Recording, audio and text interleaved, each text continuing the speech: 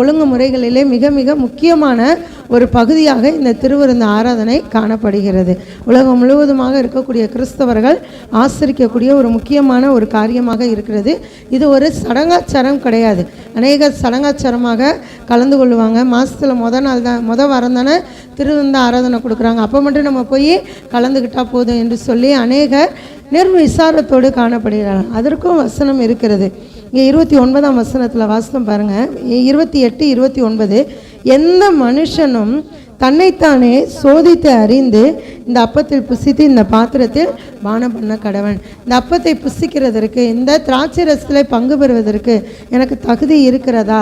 நான் இந்த மாதம் முழுவதுமாக அல்லது இந்த வாரம் முழுவதுமாக நான் கர்த்தர் விரும்பத்தகாத காரியம் நான் என்ன செய்தேன், இதெல்லாம் நான் கர்த்தரிடமாக நம்ம என்ன செய்யணும்? ஒப்பு கொடுக்க வேண்டும், அறிக்கையிட்டு பரிசுத்தமாக வேண்டும். பரிசுத்த உள்ளத்தோடு நம்ம என்ன செய்யணும்? இந்த திருவிருந்து ஆராதனையிலே பங்கு பெற வேண்டும். ஏனோ தானோ என்று நம்ம பங்கு பெறக்கூடாது. ஏன்னா இதில் பார்க்குறோம் 30ஆம் வசனத்தில், இது நிமித்தம் உங்களில் அநேகர் பலவீனரும் வியாதியுள்ளவர்களுமாய் இருக்கிறார்கள், அநேகர் நித்திரையும் அடைந்திருக்கிறார்கள். பாருங்கள், ஏனோ தானோ என்று நிர்விசாரத்தின் ஆவியோடு தன்னைத்தானே சோதிக்காமல் இந்த அப்பத்திலையும் திராட்சரசத்திலையும் பங்கு பெறுகிறவர்கள் இன்னும் பலவீனர்களாக, ஆவி, ஆத்மா, சரீரம் மூன்றிலுமே பலவீனம் உள்ளவர்களாக, வியாதி உள்ளவர்களாக, அநேகர் ஆவி ஆத்மாவில் நித்திரை அடைந்தவர்களாக இருக்கிறாங்க. ஜீவன் உள்ளவர்களாக தான் இருப்பாங்க சரீர பிரகாரமாக, ஆனால் அவர்களுடைய ஆவி தேவனோடு கூட ஒன்றிக்காமல் இருக்கும். தேவனோடு கூட கொண்டுள்ள உடன்படிக்கைக்கு அடையாளமான இந்த திருவிருந்து ஆராதனையில் நாம் பங்கு பெறும்போது தேவன் விரும்புகிற, இயேசு கிறிஸ்து விரும்புகிற ஒரு பரிசுத்தம் நம்மிலே காணப்பட வேண்டும். அதற்கு நம்ம என்ன செய்யணும்? தகுதிப்படுத்தி கொள்ள வேண்டும். அதற்காக தான் இந்த திருவிருந்து ஆராதனை. இந்த பஸ்கா என்பதை குறித்து நான் சொல்லும்போது, யூத மத வருஷத்தினுடைய ஒரு புனிதமான பண்டிகையாக அந்த பஸ்காவை கொண்டாடினாங்க. எகிப்துக்கு அனுப்பப்பட்ட அந்த கடைசி வாதையிலிருந்து அவர்கள் காப்பாற்றப்பட்டாங்க. இஸ்ரவேலர்கள் மாத்திரம் காப்பாற்றப்பட்டார்கள். அதை குறித்து நம்ம யாத்ராகம புத்தகத்தில் நம்ம வாசிக்கணும். யாத்ராகம 12ஆம் அதிகாரத்தில் நம்ம வாசிக்கும் போது இந்த தலைப்பிள்ளை சங்காரத்தை குறித்தும் அதிலிருந்து விடுதலையாகி வந்த இஸ்ரவேல் ஜனங்களை குறித்தும் அந்த அதிகாரத்தில் கொடுக்கப்பட்டிருக்கும். அப்போ பாருங்கள், பவுல் அநேக நிருபங்களை எழுதியிருக்கிறார். மத்தேயு, மார்க்கு, லூக்கா, யோவான் என்கிற 4 சுவிசேஷ புத்தகங்கள் அதற்கு முன்பதாக இருக்கிறது. மத்தேயு, மார்க்கு, லூக்கா, யோவான். அப்போஸ்தலர் நடவடிக்கைகள், சபை வரலாறை குறித்து சொல்லப்பட்டிருக்கிறது.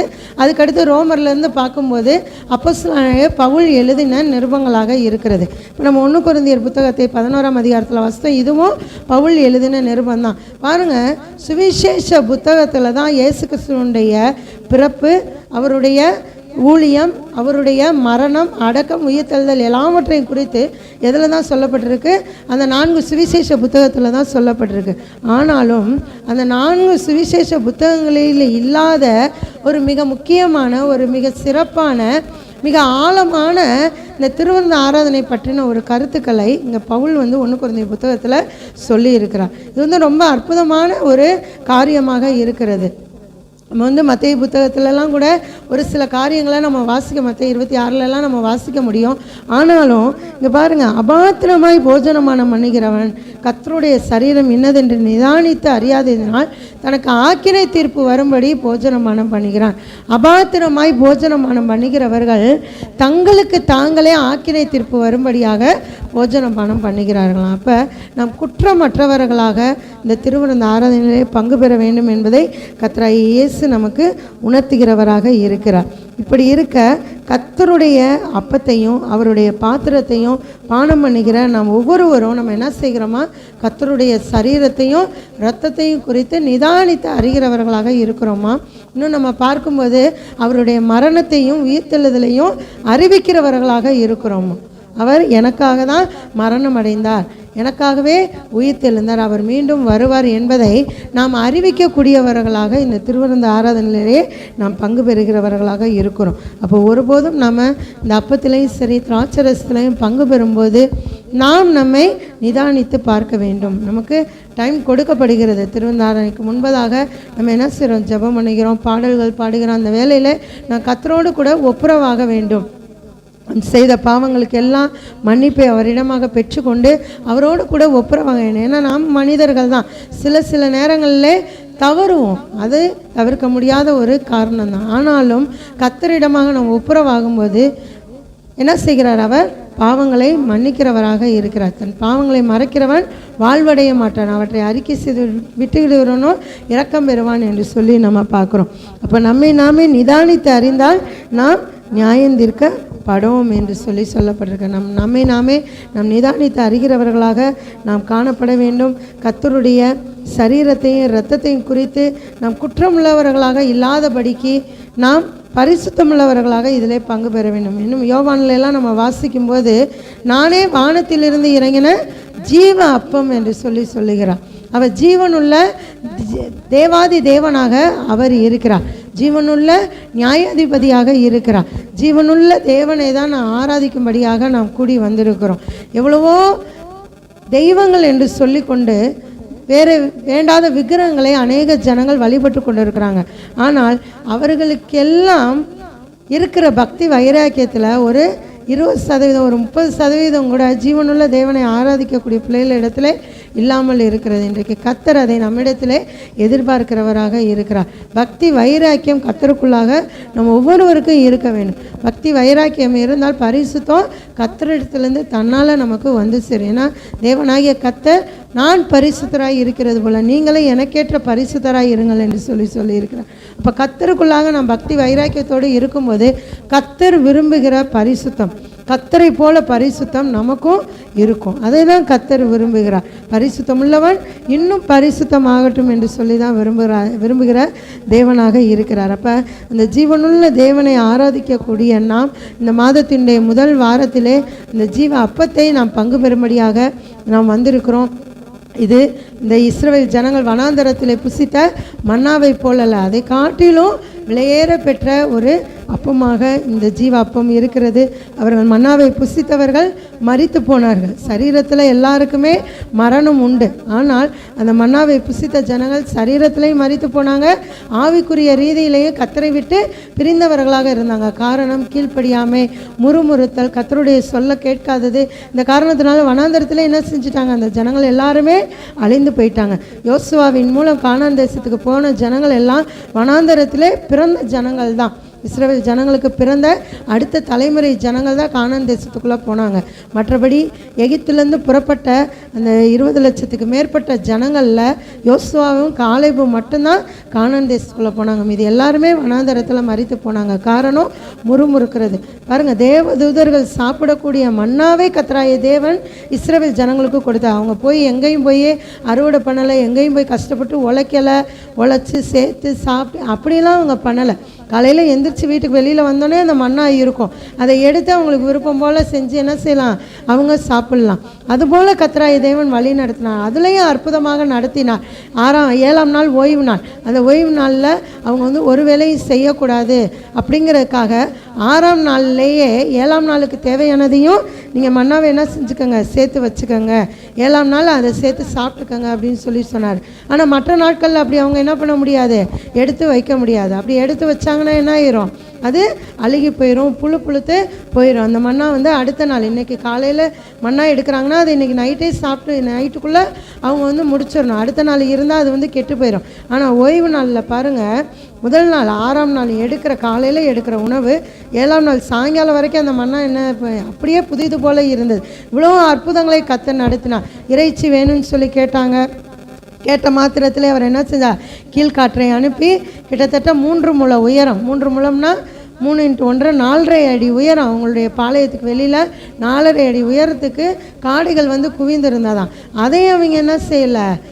நிதானமாக சாப்பிடலை. நிதானமாக சாப்பிடாமல் கண்டது மாதிரி அவங்க சாப்பிட்டோன்னே அந்த நாளில் 30,000 பேரை கர்த்தர் கொன்னுப்பட்டார். அந்த இறைச்சி பற்களில் இருந்து வாய்க்குள்ளே போகிறதுக்கு முன்னாடியே 30,000 பேர் மறித்து போனாங்க.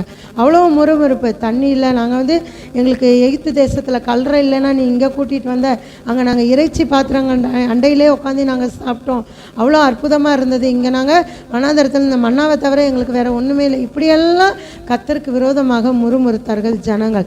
ஆனால் கர்த்தர் எதிர்பார்க்கிறது கீழ்ப்படிதல், முறுமுறுப்பு இன்மை. நம்ம கர்த்தரை குறித்து ஒருபோதும் முறுமுறுக்கக்கூடாது. நமக்கு ஜீவனை தந்ததே மிகப்பெரிய கிருபை தான். ஜீவனை தந்து வாழ வைத்திருக்கிறார், ஒரு குறையும் இல்லாமல் பாதுகாத்து வழி நடத்தி கொண்டிருக்கிறார். நம்ம வெளியில் போனால் தான் நமக்கு போன வாரம் வெள்ளிக்கிழமை சொன்னேன் பாருங்கள், நம்ம நமக்கு இருக்கிற ஆசீர்வாதம் எவ்வளவு என்பதை நாம் பஸ் ஸ்டாண்டு ஓரத்தில் இருக்கிறவங்க, மேம்பாலத்துக்கு அடியில் தங்கியிருக்கிறவங்க, மழையினால் பாதிக்கப்பட்டிருக்கவங்க, கோயில் வாசலில் உட்கார்ந்துருக்கிறவங்க, இவங்களெல்லாம் பார்த்தா கர்த்தர் நம்மளை எவ்வளோ மேன்மையாக வச்சுருக்கிறாரு அப்படிங்கிறத நம்ம உணர்ந்து கொள்ள முடியும். அப்போ கர்த்தர் கொடுத்திருக்கக்கூடிய ஆசீர்வாதத்தில் நாம் கர்த்தருக்கு கீழ்ப்படிந்தவர்களாக, அவர் கொடுத்திருக்கிற கட்டளைகளை நாம் பின்பற்றி அவருக்கு பிரியமானவர்களாக நாம் நடந்து கொள்ள வேண்டும். அப்பொழுது நம்ம என்ன செய்வோம்? பரலோக ராஜ்யத்தை நாம் சுதந்திரித்து கொள்வோம். நம்ம பார்க்குறோம் இல்லையா, யோவான் 6ஆம் அதிகாரத்தில் 53ஆம் வசனம், நீங்கள் மனுஷகுமாரனுடைய மாம்சத்தை புசியாமலும் அவருடைய இரத்தத்தை பானம் பண்ணாமலும் இருந்தால் உங்களுக்குள்ளே ஜீவன் இல்லை என்று மெய்யாகவே மெய்யாகவே உங்களுக்கு சொல்லுகிறேன். இன்றைக்கி நாம் இங்கே கூடி வந்திருக்கிறோம், அவருடைய இரத்தத்தையும் அவருடைய சரீரத்தையும் பானம் பண்ணும்படியாக புசிக்கும்படியாக நாம் வந்திருக்கிறோம். இந்த உலகத்தில் எத்தனையோ பேர் இந்த பாக்கியத்தை பெறாமல் இருக்கிறாங்க. அவங்களாம் மறித்து போயிடுறாங்களா? அவங்களும் உயிரோடு தான் இருக்கிறாங்க, ஆனால் ஆவிக்குரிய வகையிலே அவங்களுக்கு ஜீவன் இல்லை. அதை குறித்து தான் இங்கே யோவானில் சொல்லப்பட்டிருக்கிறது. என்னுடைய மாம்சத்தை புசியாமலும் அவருடைய இரத்தத்தை பானம் பண்ணாமலும் இருந்தால் உங்களுக்குள்ளே ஜீவன் இல்லை என்று மெய்யாகவே மெய்யாகவே உங்களுக்கு சொல்லுகிறேன். நான் சரீர பிரகாரமாக உயிரோடு இருக்கிறது ரொம்ப முக்கியம் கிடையாது. ஆவிக்குரிய வகையிலே நம்ம என்ன செய்யணும்? ஜீவன் உள்ளவர்களாக காணப்பட வேண்டும். அதை தான் கர்த்தராகிய தேவன் விரும்புகிறவராக இருக்கிறார். அப்போ கர்த்தரை பற்றி கொண்டிருக்கிறவர்கள், கர்த்தரை நம்புகிறவர்கள் மரித்தாலும் பிழைப்பார்கள். அவருக்குள்ளாக நிலைத்திருக்கிற நாம், நமக்கு சரீர பிரகாரமாக மரணம் வந்தாலும் நான் கர்த்தருடைய உடன்படிக்கையில் நாம் தவறாமல் பங்கு பெறுகிறதுனால நாம் மரித்தாலும் பிழைக்கத்தக்கதாக, அதாவது சரீர பிரகாரமாக நாம் மரித்தாலும் ஆவிக்குரிய வகையில் கர்த்தரோடு கூட பிழைத்திருக்கிறவர்களாக நித்திய ஜீவனை சுதந்திரித்து கொள்ளக்கூடிய ஒரு அனுபவம் உடையவர்களாக நாம் காணப்படுவோம். கர்த்தர் எதிர்பார்க்கிற அந்த பரிசுத்தத்தோடு நாம் இந்த திருவந்தாராதனையில் பங்கு பெறுவோம். நம்மை நாமே நிதானித்து அறிவோம். நான் கர்த்தருக்கு பிரியமான காரியங்களை நான் செய்திருக்கிறேனா? நான் கர்த்தருக்கு பிரியமான காரியங்களை செய்கிறேனா? கர்த்தர் விரும்புகிற பரிசுத்தம் எனக்கு இருக்கிறதா? அவர் பரிசுத்தமுள்ள தேவன். அவர் விரும்புகிற பரிசுத்தம் அவருடைய பிள்ளைகளுக்குள்ளாக காணப்பட வேண்டும். அவருடைய உண்மை நமக்குள்ளாக காணப்பட வேண்டும். அவருக்கு முன்பாக நாம் நடுங்கக்கூடியவர்களாக காணப்படும். பயபக்தியோடு இந்த ஆராதனையிலே நாம் பங்கு பெற வேண்டும். இந்த கர்த்தருடைய அப்பத்தையும் இரத்தத்தையும் புசிக்கிறவர்கள் அவராலே பிழைப்போம் என்று சொல்லி இங்கு யோவானில் நம்ம வாசிக்கிறோம். இன்னும் நிறைய வசனங்கள் நமக்கு இருக்கிறது. ஆனாலும் கர்த்தர் விரும்புகிற பரிசுத்தத்தோடு நம்ம இந்த ஆராதனையை நாம் பங்கு பெறுவோம். இதை ஏதோ ஒரு சடங்காச்சாரமான ஒரு காரியம் அல்ல. இது கர்த்தர் நம்மோடு பண்ணின ஒரு உடன்படிக்கை. அந்த உடன்படிக்கையை நாம் நினைவு கூறுகிறோம். எனக்காக கர்த்தர் மரித்தார், எனக்காக உயிர்த்தார், எனக்காக அடிக்கப்பட்டார், எனக்காக மீண்டும் வரவிருக்கிறார், எனக்காக பிதாவிடம் பரிந்து பேசி கொண்டிருக்கிறார். இந்த ஒரு நினைவோடு நம் இந்த ஆராதனையில் பங்கு பெறுவோம். கர்த்தர் தாமே நம் ஒவ்வொருவரையும் ஜீவன் உள்ளவர்களாக, ஆவிக்குரிய வகையிலே ஜீவன் உள்ளவர்களாக அவர் வாழ வைப்பாராக. தொடர்ந்து நம்ம இந்த ஆராதனைக்காக ஞாயிற்றுக்கிழமை ஆராதனையில் அல்ல, ஒவ்வொரு வாரமும் ஞாயிற்றுக்கிழமை ஆராதனையிலே நாம் தவறாமல் பங்கு பெறக்கூடியவர்களாக நாம் காணப்பட வேண்டும். கர்த்தர் அதைத்தான் விரும்புகிறார். ஏன்னா 10 கட்டளையில் ஒன்று ஓய்வு நாளை பரிசுத்தமாய் ஆசரிக்க வேண்டும் என்று சொல்லப்பட்டிருக்கு. நாம் சபை கூடி வருதலை விட்டுவிடக்கூடாது. வாரத்தில் ஒரு நாள் சபை கூடி வருதலை விட்டு விடாதபடிக்கு நாம் தொடர்ந்து கலந்து கொள்வோம். அப்பொழுது கர்த்தர் விரும்புகிற பரிசுத்தத்தோடு குற்றமற்றவர்களாக நாம் கர்த்தருக்கு முன்பாக வாழ்வோம். இப்போதும் கூட நம்ம ஜெபிப்போம். ஸ்தோத்திரம் கர்த்தாவே, எங்களை நேசிக்கிற, எங்களை பரிசுத்தமாக்குகிற எங்கள் அன்பான பரலோக பிதாவே, அன்பின் தகப்பனே, இந்த நல்ல நாளுக்காக நீர் எங்களுக்கு கொடுத்த அருமையான வாய்ப்புக்காக, பாக்கியத்துக்காக, கிருபைக்காக உமக்கு நாங்கள் நன்றி செலுத்துகிறோம் கர்த்தாவே. இந்த உலகத்தில் எத்தனையோ பேருக்கு கிடைக்காத, அப்பா எவ்வளவோ கோடி ஜனங்கள் இருக்கிறார்கள், அவர்களுக்கெல்லாம் கிடைக்காத ஒரு மிகப்பெரிய சாக்கியமான உம்முடைய உடன்படிக்கையை நினைவு கூறும்படியான ஒரு பாக்கியத்தை நீர் எங்களுக்கு கொடுத்திருக்கிறீர்கள் அப்பா. உம்முடைய சரீரத்தின் நினைவாக இந்த அப்பத்திலும் உம்முடைய இரத்தத்தின் நினைவாக திராட்சரசத்திலும் பங்கு பெறவிருக்கிற இங்கே கூடிய எங்கள் ஒவ்வொருவரையும் கர்த்தராகிய தேவன் ஆசீர்வதிங்க தகப்பனே. எங்களை நாங்களே நிதானித்து அறிந்தவர்களாக இந்த அப்பத்திலும் திராட்சரசத்திலும் நாங்கள் பங்கு பெறணும். அபாத்திரமாய் போஜனபானம் பண்ணுகிறவன் கர்த்தருடைய சரீரத்தையும் இரத்தத்தையும் குறித்து நிதானித்து அறியாதவனாய் தனக்கு ஆக்கினை தீர்ப்பு வடிமடி போஜனமானம் பண்ணுகிறான் என்று நாங்கள் 1 கொரிந்தியரில் வாசித்தமே தகப்பனே.